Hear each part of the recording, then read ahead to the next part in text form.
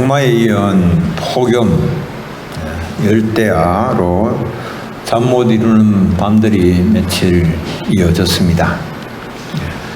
여기에 더하여서 코로나19로 인하여서 일부의 2차 대유행의 두려움으로 또 마스크를 벗지 못하는 그런 상황이 되었습니다. 코로나가 턱 밑까지 좀 바짝 치고 들어온 그런 기분이 들어서 사람들이 좀 신경이 날카로워지는 것 같다, 그런 또 느낌도 받습니다. 이런 가운데 정치권에서는 이 코로나19의 대유행에 서로 책임 공방을 이렇게 벌이고 있는 가운데 있습니다. 안 그래도 무더운데 굉장히 짜증나게 만드는 그런 것입니다. 사태 해결에는 전혀 어떤 도움도 되는 것 같지를 않습니다. 백신과 치료약이 좀 속히 개발되기를 원하고 또 코로나19를 극복하기를 원하는 그런 마음입니다. 제가 목회를 시작한 지가 제법 이제 오래 됐습니다만은 지금까지 전화를 해서 코로나19 때문에 좀 교회에 나오지 말라고, 교회에 좀 이제 집에서 쉬고 계시라고 전화를 해본 것도 이번이 처음인 것 같습니다.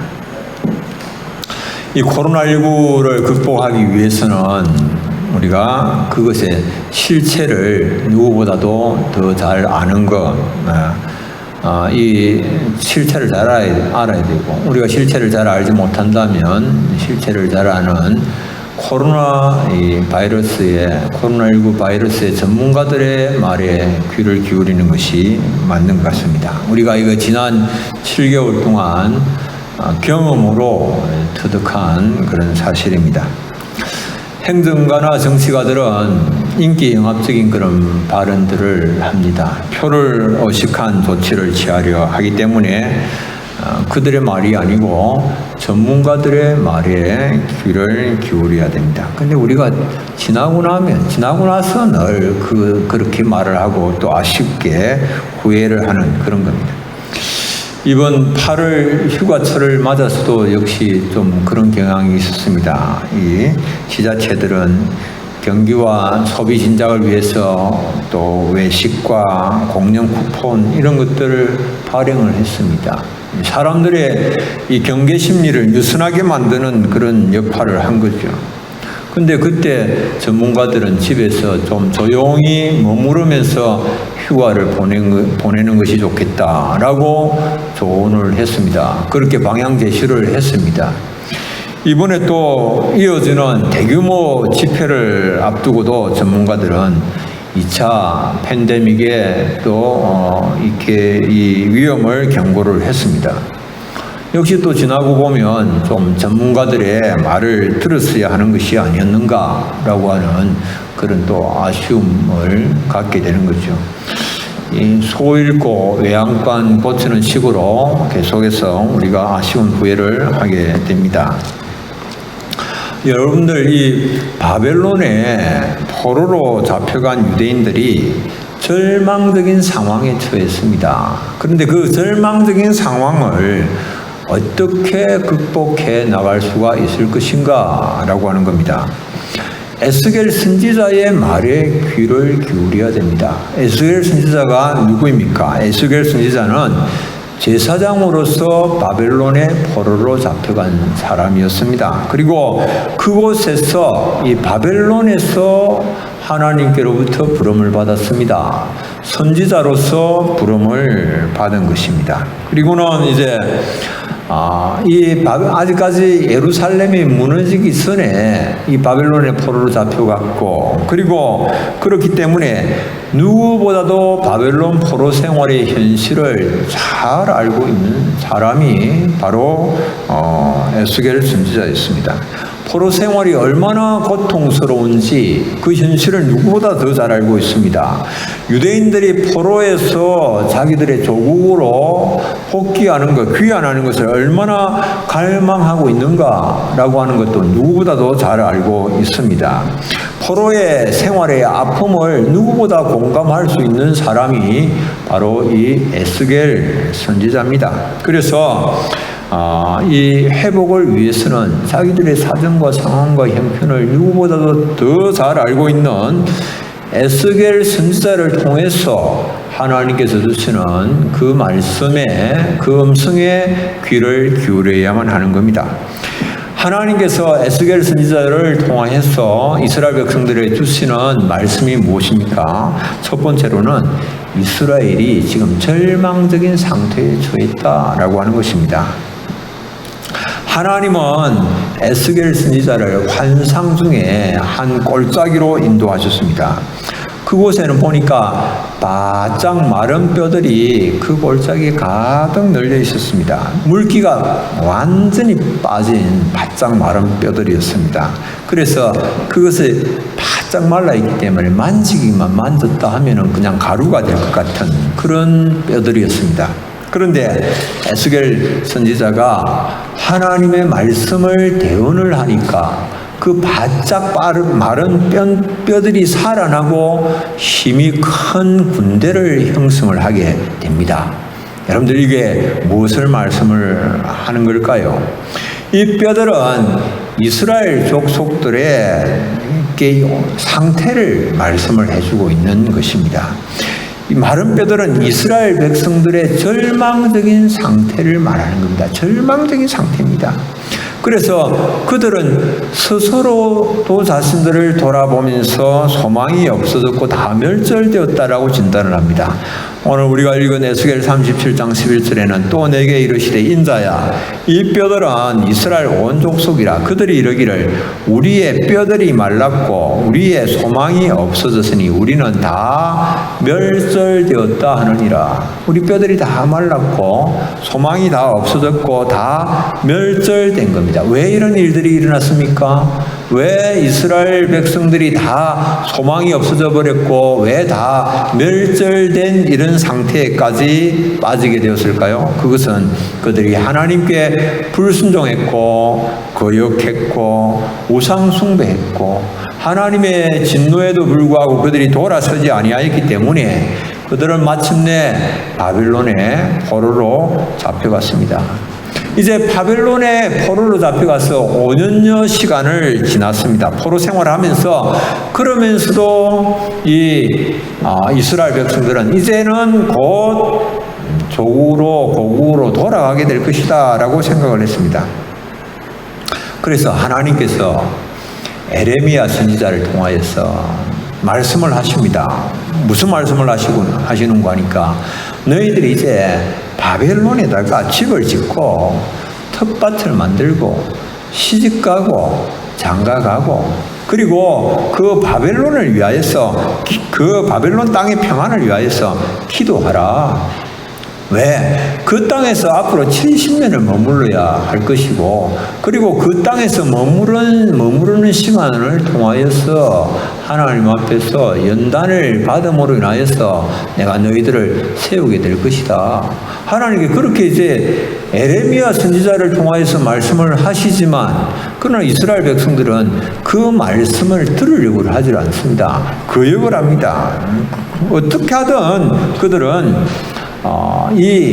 곧 이 바벨론에서 포로 생활을 청산하고 예루살렘으로 돌아가게 될 것이다 라고 하는 귀환하게 될 것이다 라고 하는 거짓 선지자들의 말에 마음을 열었습니다. 그리고 마음을 주고 그 말에 현혹되었습니다.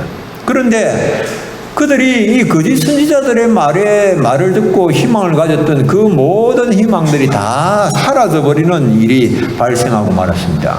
그게 뭐냐 하면 이제 586년에 BC 586년에 이 예루살렘 성이 완전히 무너져 버린 거예요. 예루살렘 성이 완전히 해파가 되고 불타버리고 말았습니다. 그러니까 더 이상 그들은 돌아갈 곳이 없어졌고 회복의 길이 사라져버리고 말았습니다. 그런 이스라엘 백성들의 바벨론 포로 생활에서의 상황이 지금 무덤과 같은 것입니다.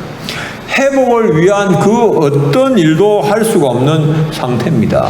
그 어떤 희망도 가질 수가 없는 상황입니다. 그런데 하나님께서 그들을 불쌍히 여기시는 겁니다. 그래서 그들에게 긍휼을 베풀어 주십니다. 하나님께서 그들의 무덤을 여시고 그리고 이스라엘 땅으로 들어가게 하시겠다라고 말씀합니다. 오늘 에스겔 37장 12절 주 여호와께서 이같이 말씀하시기를 내 백성들아 내가 너희 무덤을 열고 너희로 거기에서 나오게 하고 이스라엘 땅으로 들어가게 하리라. 하나님께서 그렇게 말씀하십니다. 이스라엘 백성들의 상태는 어떻습니까? 그들은 죽은 것 같고 소망이 전혀 없습니다. 모든 기대가 다 사라져버리고 말았습니다. 그러나 하나님께는 불가능이란 없습니다. 하나님은 말씀하시기만 하시면 죽은 자도 살아납니다.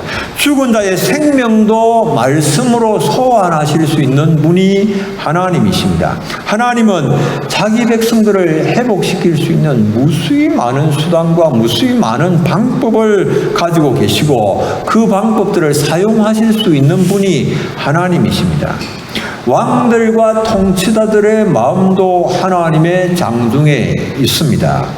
무덤에 묻힌 자를 명하셔서 나오게 하시는 하나님은 이루지 못할 일이 없으신 전능하신 분이십니다.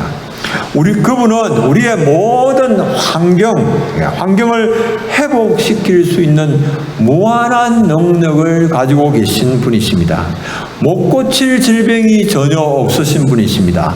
안전뱅이도 일으키시는 분이시고 닫힌 태의 문도 여실 수가 있는 분이시고 파산된 인간관계도 회복시킬 수가 있는 분이 바로 그분이십니다. 그런데 그분은 전능하실 뿐만 아니라 자기 백성을 위해서 앞서서 행하시는 분이시기도 합니다.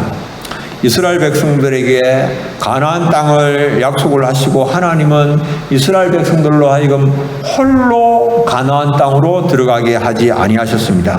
이스라엘 백성들보다도 앞서서 행하셨고 그들을 인도하셨습니다. 신명기 1장 33절 우리 함께 한번 읽어보겠습니다. 그는 너희보다 먼저 그 길을 가시며 장막 칠 곳을 찾으시고 밤에는 불로 낮에는 구름으로 너희가 갈 길을 지시하신 자이시니라. 아멘.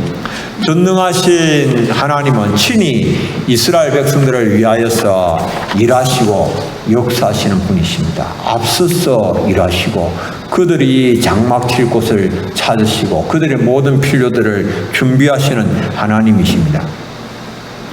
여러분들 우리의 인생을 너무 복잡하게 생각하면 안 됩니다. 인생에 수많은 변수들이 있습니다. 그 모든 변수들을 아무리 복잡하게 생각한다 하더라도 다 헤아릴 수가 없습니다. 그런데 우리는 단지 어떻게 하면 주님을 기쁘시게 해드릴 수 있을까?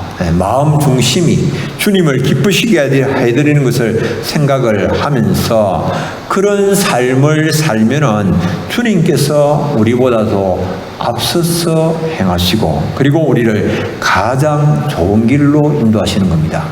여러분들 요즘 내비게이션은 목적지를 입력을 하면 실시간 검색을 합니다. 실시간 검색을 해서 교통이 복잡하지 아니한 곳으로 체증이 덜한 곳으로 흐름이 원만한 곳으로 편히 갈 수 있는 곳으로 그 길을 통하여서 목적지로 인도합니다. 우리가 주님을 내비게이션보다 못한 분으로 생각하면 안 됩니다. 주님을 기쁘시게 하면 주님께서 우리의 인생을 책임지시고 삶의 전반을 책임지시고 인도하십니다. 그렇기 때문에 우리가 어떤 절망적인 상황에 처했다고 할지라도 너무 걱정하거나 염려할 것 없습니다. 너무 두려워할 것 없습니다. 인자와 긍휼이 무궁하신 주님을 우리가 소망 가운데 바라보시고 주님께서 인도하신다. 주님께서 우리를 가장 좋은 길로 인도하신다라고 하는 그 믿음 가지고 나아가시는 여러분들 되시기를 바랍니다. 두 번째, 하나님은 이스라엘의 회복에 대해서 말씀을 하십니다. 이스라엘 백성들은 바벨론의 포로 생활을 하면서 그들의 회복의 소망을 어디에 두었는가? 여러분들 앞에서 말씀 보신 것처럼 주변 상황과 환경에서 그들의 회복의 소망을 찾았습니다. 그래서 바벨론 나라에 그 당시에 반역이 발생을 했습니다. 그래서 반역으로 인한 정치적인 혼란 상황이 되어지니까, 그러니까 그 바벨론이 정치적인 혼란으로 인하여서 어지럽게 되어지고 약화되어지고, 그러면 그것으로 인하여서 예루살렘으로 자기들의 조국으로 귀환할 수 있겠다, 포로의 귀환의 희망을 바벨론의 이 정치적인 상황에서 찾았습니다.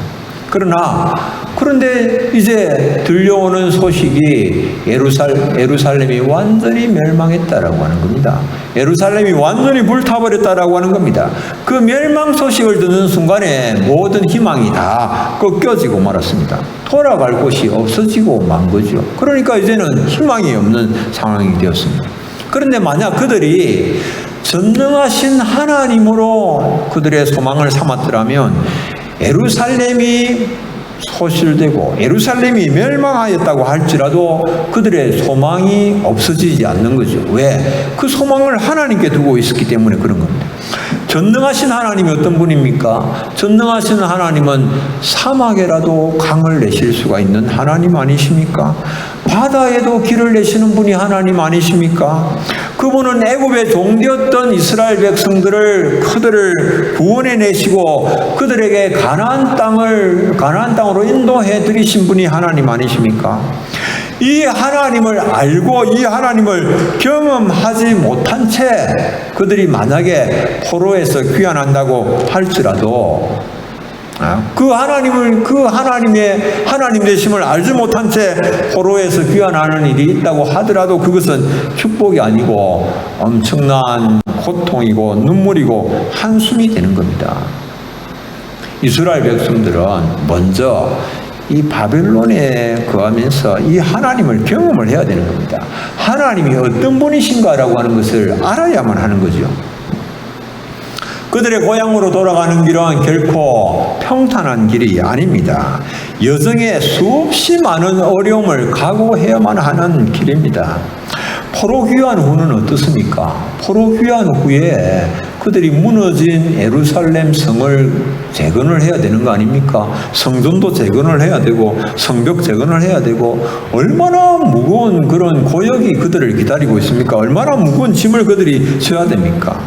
그들과 함께 하시는 분이 스스로 계시는 전능하신 하나님이심을 경험하지 못하면 그들의 마음이 상할 수밖에 없는 거예요. 그들이 마음이 상하고 또 그 일들로 인해서 기쁨과 감사는 다 사라져버리고 찬양도 다 사라져버리고 마음이 상한 채 불평하고 불만하고 그리고 또 우상 숭배로 빠져들어갈 수밖에 없는 그런 상황이죠. 그래서 먼저 그들이 하나님이 어떤 분이신가 라고 하는 것을 경험을 해야 되는 겁니다. 여러분들 전능하신 하나님은 말씀으로 역사를 하십니다.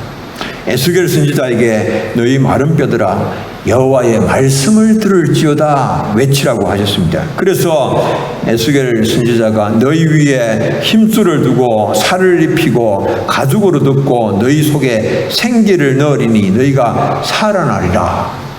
그렇게 하나님의 말씀을 외치니까 이 에스겔 선지자가 말씀하는 대로 뼈들이 움직여서 연결이 되고 힘줄이 생기고 살이 오르고 그리고 가죽이 덮이고 생기가 불어서 살아나고 큰 군대를 이루게 된 겁니다.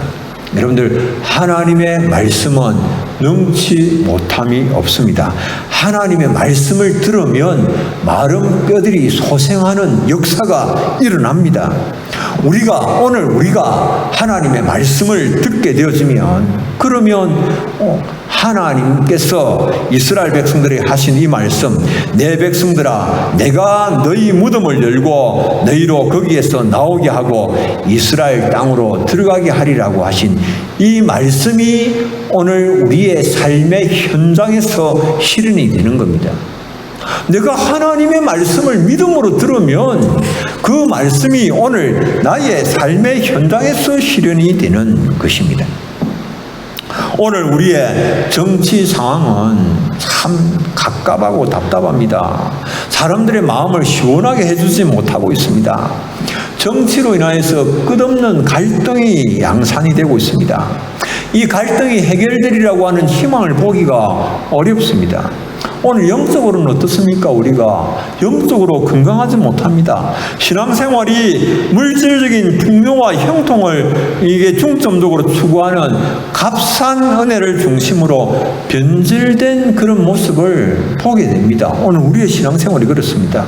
십자가와 회개가 없는 부활과 형통만을 우리가 꿈꾸고 노래하고 있는 그런 우리의 모습들입니다. 신앙의 기쁨이 없고 의무감만 남아서 있는 그런 모습입니다. 성령의 열매가 없어요. 너무 답답한 그런 모습입니다. 그러나 이런 소망이 없는 현실일지라도 하나님의 말씀을 들으면 그곳에 회복의 역사가 일어나는 것입니다.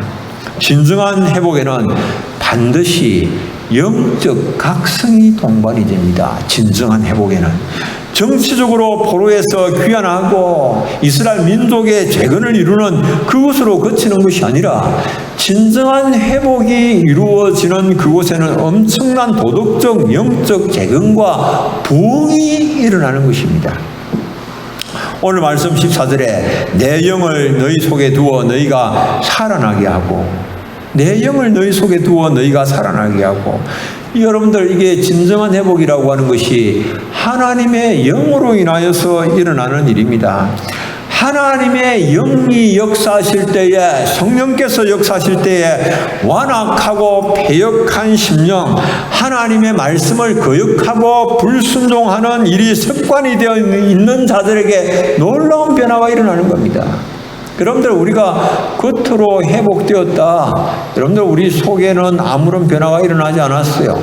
우리 속에는 부드러운 마음도 생겨나지 않았어요. 겸손한 마음도 생겨나지 아니하였습니다. 하나님의 말씀 앞에 적극적으로 순종하고자 하는 그런 마음도 일어나지 아니하였습니다. 그런데 하나님의 성령께서 역사하셔서 우리 속에 새로운 진정한 회복이 일어날 때는 그런 변화가, 마음의 변화가 일어나는 겁니다.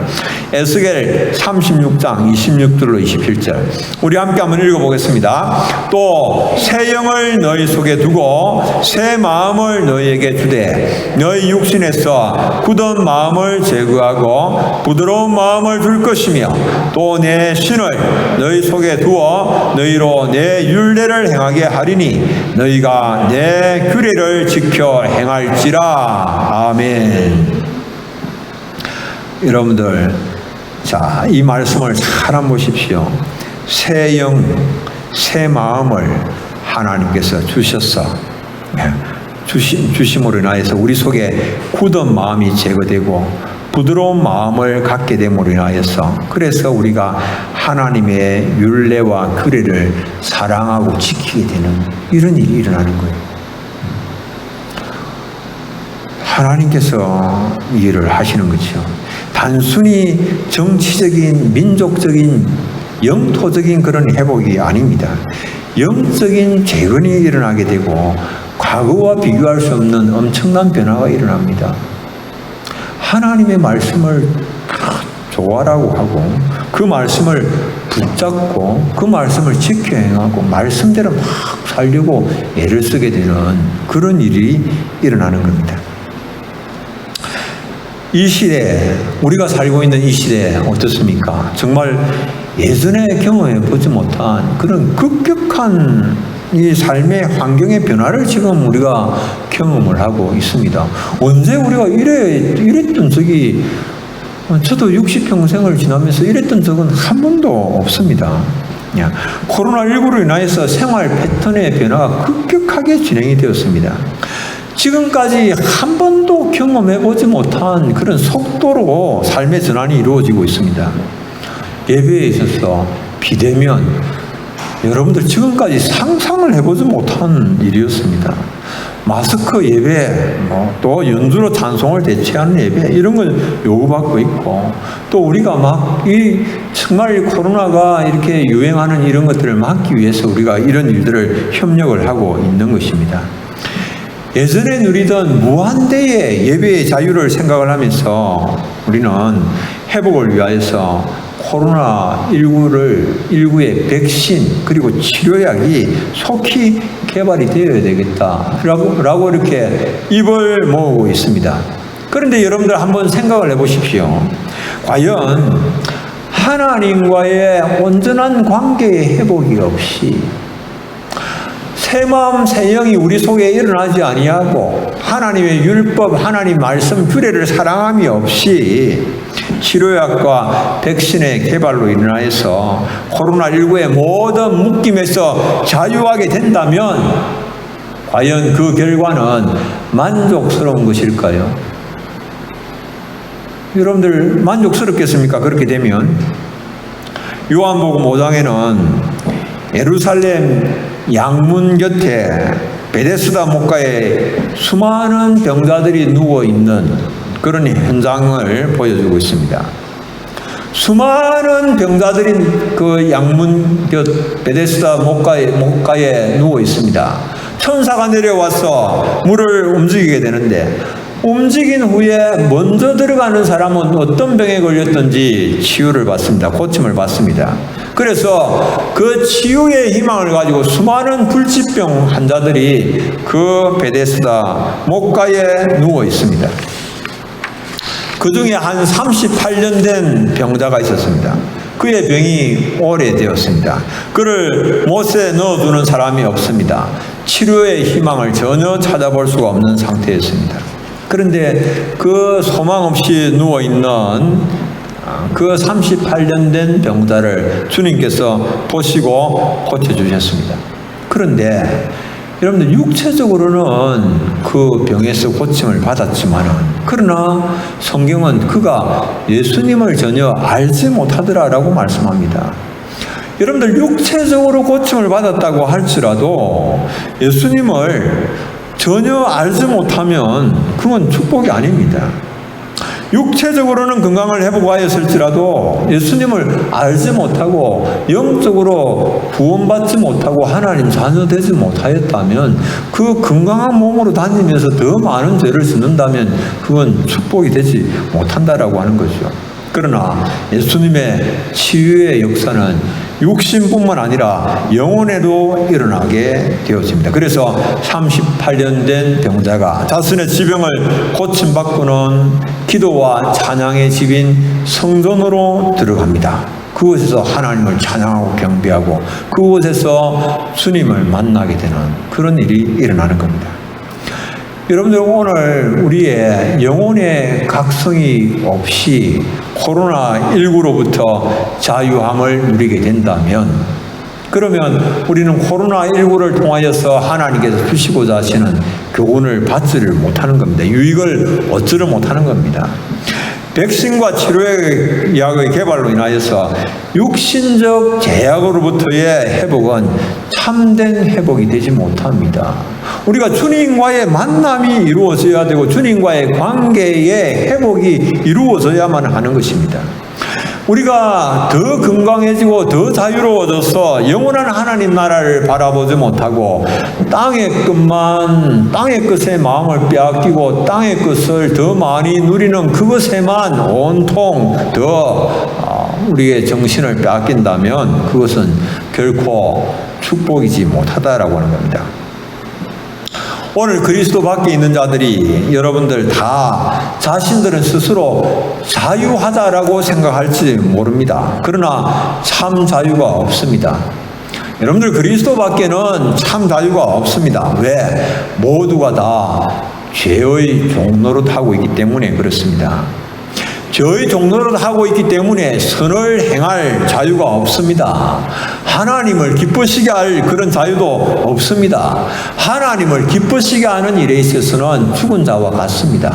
하나님께서 원하시는 선을 행하는 일에 있어서는 죽은 자와 같습니다. 그래서 로마서 3장 10절로 12절 기록된 바 의인은 없나니 하나도 없으며 깨달는 자도 없고 하나님을 찾는 자도 없고 다 치우쳐 함께 무익하게 되고 선을 행하는 자는 없나니 하나도 없다. 선을 행할 자유가 없는 거예요. 그래서 선을 행하는 자가 하나도 없는 겁니다.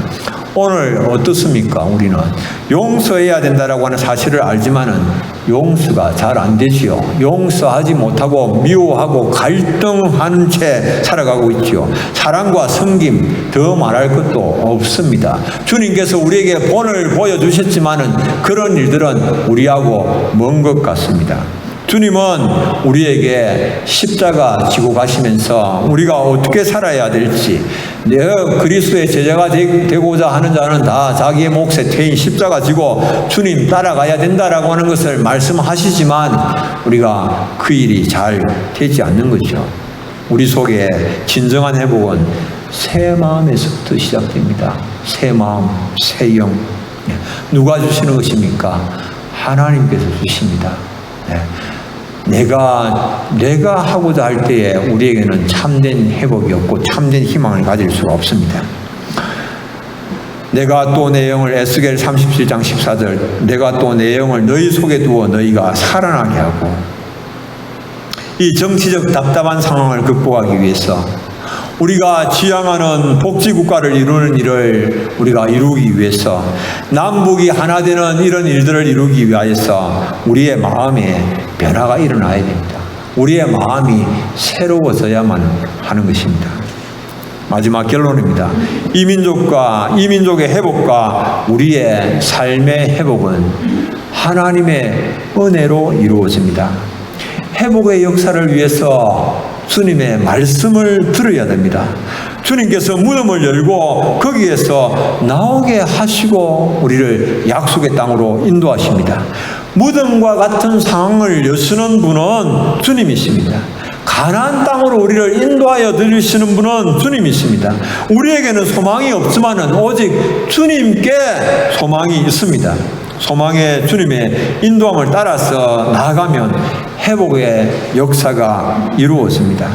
여러분들 갈등 중에 계십니까? 여러분들 귀를 주님께 기울여서 주님의 말씀을 들으면 회복의 역사, 화목의 역사가 일어나는 겁니다. 지금 우리의 인생이 파산하여서 빈배와 같을지라도 주님의 말씀에 귀를 기울이면 인생의 빈배를 가득 채우시는 하나님의 능력을 경험하게 되는 겁니다. 주님의 말씀을 듣고 주님의 뜻에 순종하여서 나가면 주님께서 참된 회복으로 우리를 인도하십니다. 회복의 길로 인도하시는 분은 주님이십니다. 그러나 그 주님의 말씀을 듣고 순종의 길로 나가야 되는 것은 우리의 몫이다 라고 하는 것을 여러분들 잊어버리면 안 됩니다. 오늘도 주님은 계속해서 우리에게 말씀하십니다. 귀를 여시고 주님의 음성을 들으시고 주님께서 우리를 이끄시는 참된 회복의 길로 나아가시는 우리 교우님들 다 되시기를 축복합니다. 기도하겠습니다. 하나님 아버지, 은혜 감사합니다. 우리가 처하여 있는 상황, 현실이 참으로 힘들고 어려운 가운데 있습니다. 그러나 주님 또한 우리에게 주의 은혜로 말미암아서 또 무덤과 같은 이런 현실에서 우리를 무덤을 여시고 우리를 가나안 땅으로 인도하실 것을 말씀을 하셨습니다. 주님, 우리가 단순한 땅의 회복이 아니라, 단순한 하나님 아버지 세상적인 그런 회복이 아니라 우리의 마음에 주님께서 새 마음, 새 영을 더하심으로 말미암아서 우리 속에 있는 굳은 마음들을 제거하시고 부드러운 마음을 주심으로 말미암아서 하나님, 우리가 주의 법도를 사랑하고 주의 규례를 따라서 즐겁고 행복한 삶을 살아가는 저희들이 삶이 되도록 은혜 더하여 주옵소서. 예수님 이름으로 기도드립니다. 아멘.